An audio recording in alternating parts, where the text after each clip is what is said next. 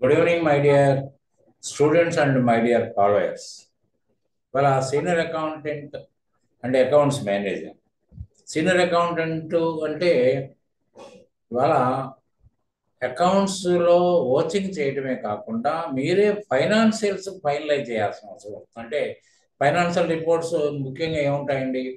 మీకు profit and loss account, balance sheet, cash flow statements, తర్వాత analysis ఎందుకు ఉపయోగపడుతుంది? రేపు పొద్దున్న బ్యాంకర్స్ దగ్గర ఏమన్నా మనం అప్రోచ్ అయ్యి ఏదన్నా కనుక మనం లోన్ కోసం ఏదన్నా వెళ్తే దానికి యొక్క అసెట్స్ లయబిలిటీస్ యొక్క రేషియోస్ని అబ్జర్వ్ చేస్తాం. కాబట్టి అనాలిసిస్ కూడా చేయటం వల్ల ఏమవుతుందంటే ఒక పద్ధతి గల ఒక స్ట్రెంగ్త్ ఉన్న బ్యాలెన్స్ షీట్ని మనం బ్యాంకర్స్కి సబ్మిట్ చేయడం వల్ల మన లోను ఈజీగా శాంక్షన్ అవుతుంది. అట్లనే ఎవరి ఇయర్ రెన్యువల్స్ ఉంటాయి కాబట్టి రెన్యువల్స్లో కూడా ఏ విధమైన ఆటంకం జరగడానికి అవకాశం ఉండదు. కాబట్టి ఆ విధంగా మనం తయారు చేయాల్సిన అవసరం. ఇప్పుడు అందరూ చేస్తున్న పని ఏంటంటే బీకామ్ పాస్ అవుతున్నారు, బీకామ్ సరిపోదు అనుకున్నట్టు ఎంబీఏ చేస్తున్నారు, కొంతమంది సిఏ డిస్కంటిన్యూ చేస్తున్నారు, కొంతమంది సిఎంఏ చేస్తున్నారు.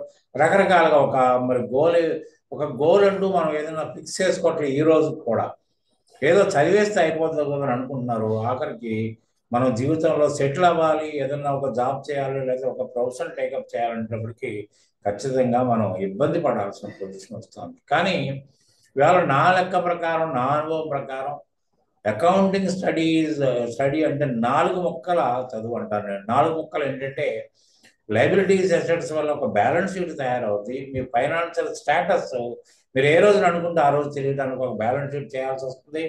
అట్లనే ట్రేడింగ్ ప్రాఫిట్ అండ్ లాస్ అకౌంట్లో అసలు ఎక్స్పెండిచర్ ఎంత అయింది, ఇన్కమ్ ఎంత వచ్చింది, ఇన్కమ్ సంపాదించడానికి ఎంత ఖర్చు పెట్టాల్సి వచ్చింది అనేది దానివల్ల మీకు ట్రేడింగ్ రిజల్ట్ గ్రాస్ ప్రాఫిట్ వస్తుంది. దాన్ని డైరెక్ట్ ఎక్స్పెన్సెస్ కూడా అంటారు. తర్వాత మరి ఆ గ్రాస్ ప్రాఫిట్ నుంచి మరి ఇతర ఇన్కమ్, ఇండైరెక్ట్ ఇన్కమ్ ఏదన్నా ఉన్నాయి, లేకపోతే మనం నామినల్ అకౌంట్లో రూల్ ప్రకారం గెయిన్ అంటాం చూసారా, ఆ గెయిన్ ఉన్నది కలుపుకొని దాంట్లోంచి అడ్మినిస్ట్రేటివ్ ఎక్స్పెన్సెస్, లాసెస్ అనుకోకుండా మనకి ఏదన్నా లాసెస్ సంభవిస్తే డిస్కౌంట్ రూపంలో కానీ, డిప్రిసియేషన్ రూపంలో కానీ, ఏదైనా డ్యామేజ్ రూపంలో కానీ ఏదైనా సంభవిస్తే దాన్ని అడ్మినిస్ట్రేటివ్ ఎక్స్పెన్సెస్ కలుపుకొని మనం తీసేస్తే నెట్ రిజల్ట్ వస్తుంది. అక్కడేమో గ్రాస్ ప్రాఫిట్ అని ఖచ్చితంగా మాట్లాడుతున్నాం, కానీ ఇక్కడ నెట్ రిజల్ట్ అనే మాట్లాడుతున్నాం. You may get profit or loss. అంతేగాని మనకి ఏదో ఒకటి ఖచ్చితంగా ప్రాఫిట్ రావాలని లేదు. ప్రాఫిట్ మోటివ్ తోటి మనం వ్యాపారం మొదలు పెడతాం, కానీ ప్రాఫిట్ రావాలని ఎక్కడ రూల్ లేదండి. ఎందుకంటే అది దానికి ఒకటి. కాబట్టి ఏంటంటే దీని ప్రకారం ఏంటంటే మరి అనుకున్నది, ఇప్పుడు ఏ బిజినెస్ మ్యాన్ అయినా ఒక వ్యాపారం ప్రారంభించాలంటే ఒక ఊహ, అంటే ఒక సర్వే చేస్తాడు. ఆ పర్టికులర్ బిజినెస్ చేసుకోవాలని కొంతమందిని తెలుసున్న వాళ్ళైనా తెలియని వాళ్ళైనా కలుసుకుని, అన్నా నేను ఈ బిజినెస్ చేయాలనుకుంటున్నాను, ఇది నాకు సూటబులా, మా ఏరియాలో నేను ఇది చేయగలుగుతానంటే ఒక డిస్కరేజ్ చేస్తాడు, ఒకటేమో చాలా బాగుంటుంది, కొంత మెలకువలు తీసుకోవాలంటాడు. అవన్నీ చూసిన తర్వాత ఒక నిర్ణయానికి వచ్చి నేను ఈ బిజినెస్ చేయటం వల్ల నాకు ఇంత ప్రాఫిట్ వస్తుంది, ఖచ్చితంగా ఆ ప్రాఫిట్ ఎస్టిమేటెడ్ ఇన్కమ్ వచ్చిందా లేదా అనేది ట్రేడింగ్ అకౌంట్ వాళ్ళు తెలుస్తుంది. ఉట్టిగా ట్రేడింగ్ అకౌంట్ మన ఎగ్జామినేషన్లో మనం రాసేం అయిపోయింది. ట్రేడింగ్ అకౌంట్ యొక్క అవసరం ఏంటి? ఇప్పుడు ఏమీ తెలియకుండా ముందుకు వెళ్ళటం వల్ల మిమ్మల్ని ఎప్పటికీ పైకి తీసుకెళ్ళలేదు. తెలుసుకుని చేయండి, ఖచ్చితంగా మీరు 4 ముక్కల స్టడీస్లో సక్సెస్ అవుతారు. అట్లనే ప్రాఫిట్ అండ్ లాస్ అకౌంట్లో వచ్చాయి. కానీ ట్రేడింగ్ అకౌంట్ మీరు అనుకున్న రిజల్ట్ కంటే తగ్గితే ఏదైనా క్రిటికల్ మిస్టేక్స్ ఉన్నాయా, ప్రిన్సిపల్ మిస్టేక్స్ ఉన్నాయా, తర్వాత ఒమిషన్స్ ఉన్నాయా, కమిషన్స్ ఉన్నాయా, ఇవన్నీ కనుక వెరిఫై చేసి రెక్టిఫై చేస్తే మీరు అనుకున్న రిజల్ట్ రావచ్చు. రాకపోతే కూడా కారణాలు వెతుక్కోవచ్చు. ఒకవేళ అడ్మినిస్ట్రేటివ్ ఎక్స్పెన్సెస్ పోయి డైరెక్ట్ ఎక్స్పెన్సెస్లో కలిసినా కూడా మీకు రిజల్ట్ తేడా వస్తుంది. నెట్ రిజల్ట్లో మార్పు రాదు మీకు.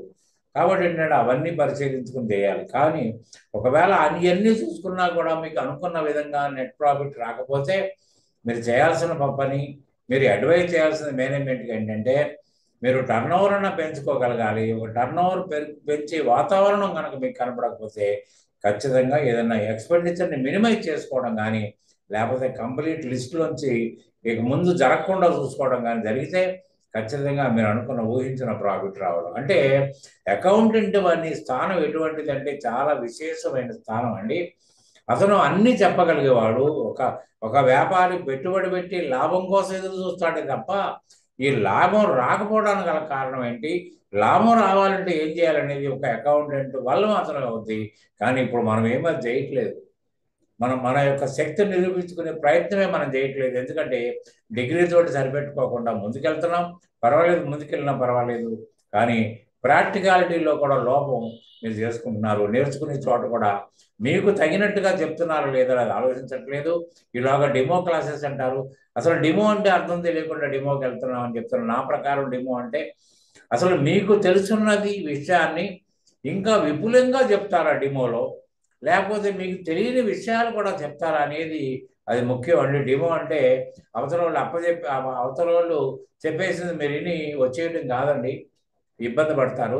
మీకు తెలుసున్న విషయాన్ని విపులీకరించగలుగుతారా, లేకపోతే తెలియని విషయాన్ని కూడా మీరు యాడ్ చేసి చెప్తారా అనేది కూడా మీరు గ్రహించగలిగి డెమోలో చూస్తే డెఫినెట్గా ఆ డెమో వల్ల మీకు అడ్వాంటేజ్ ఉంది. దాని ప్రకారం మీరు ఎక్కడ ట్రైనింగ్ తీసుకోవాలో ఎంచుకోగలుగుతారు. You can select the training institute. అది జరగట్లేదు. అది accounts senior accountant. Accounts manager వచ్చినప్పటికీ ఇంకా ఓల్ అండ్ సోల్ అండి. అంటే ఆడిటర్ గారి కంటే ముందు స్థానం అనుకోండి. అంటే మీరు కంప్లీట్ డెసిషన్స్ తీసుకోవడానికి మీరు సర్వత్రా ఉపయోగపడతారు. ఎంఐఎస్ రిపోర్ట్స్ తయారు చేయాల్సి వస్తుంది. తర్వాత జిఎస్టీ గురించి ప్రైమరీ థింగ్స్ మీకు తెలుస్తుంది. ఇన్కమ్ ట్యాక్స్ ప్రైమరీ థింగ్స్ తెలుస్తుంది. అన్ని అన్ని రకాల అడ్వైజెస్ మీ నోట్లోంచి మేనేజ్మెంట్కి వినగలిగి స్టేజ్లో మీరు ఉంటారు. అంటే దీంట్లో లిటిల్ బిట్ కరస్పాండెన్స్ కూడా దీంట్లో ఇంక్లూడ్ చేస్తాం. కాబట్టి మీరు తెలుసుకోవాల్సింది ఏంటంటే నేను ఏ కోర్స్ చేయాలనేది ముందు నిర్ణయించుకోవాలి. ఏదో నేను అన్నీ చేయొచ్చు కానీ ఆశ కూడా పడద్దు. ఒక సీనియర్ అకౌంటెంట్గా మీరు అన్ని రకాలుగా కాన్సన్ట్రేషన్ చేసి కనుక చేయగలిగితే అప్పుడు మీకు ఒక ఆశ పుట్టడమే కాకుండా మీకు ఒక ధీమా పెరుగుద్ది. ఆ ధీమా ప్రకారం మిగతా కోర్స్ కూడా కంప్లీట్ చేయొచ్చు. అకౌంట్స్ మేనేజర్ అయినా సీనియర్ అకౌంటెంట్ గురించి ఉన్న చాప్టర్స్ అన్ని చదవాల్సిందే. కాకపోతే కొంచెం ఎక్కువ ఉంటుంది దాంట్లో. రిపోర్ట్స్ ఎలా జనరేట్ చేస్తాం, ఎటువంటి రిపోర్ట్స్ మేనేజ్మెంట్కి అవసరం అవుతాయి అనేది ఎంఐఎస్ రిపోర్ట్స్ ద్వారా మీకు అర్థమైపోతుంది. కాబట్టి ఏంటంటే మేము నేను ఆడిటర్ని కాబట్టి రియల్ టైం డాక్యుమెంట్స్ తోటి ట్రైనింగ్ కాకుండా original accounting package, no education version అండి, ఒరిజినల్ అకౌంటింగ్ ప్యాకేజ్ తోటి చెప్తాం. కాబట్టి మీకు ఒరిజినాలిటీ అర్థమవుతుంది. అకౌంట్స్ రిపోర్ట్లో జెన్యూయిన్నెస్, యాక్యురసీ కూడా మీకు తెలుసుకునే అవకాశం ఉంటుంది. కాబట్టి దాన్ని మీరు ఫాలో కావచ్చు. కాబట్టి ఏంటంటే తర్వాత ఇంకేంటంటే మీరు నాకు జాబే కావాలనుకుంటే 100% మీకు జాబ్ ఎష్యూరెన్స్ ఇస్తానండి. ఎందుకంటే ఎందుకు ఎష్యూరెన్స్ గ్యారంటీ కాదని అంటున్నారంటే మేము నేర్పడం వరకు బాగానే ఉంది. మిమ్మల్ని ఇంటర్వ్యూకి పంపిస్తే మీరు నోరు విప్పలేదనుకోండి, లేకపోతే ఏదో రకంగా మీరు పెర్ఫార్మ్ చేశారనుకోండి, you may not be selected as N accountant. అది మా పొరపాటు కాదు. కాబట్టి మా ప్రయత్నం మేము చేస్తాము.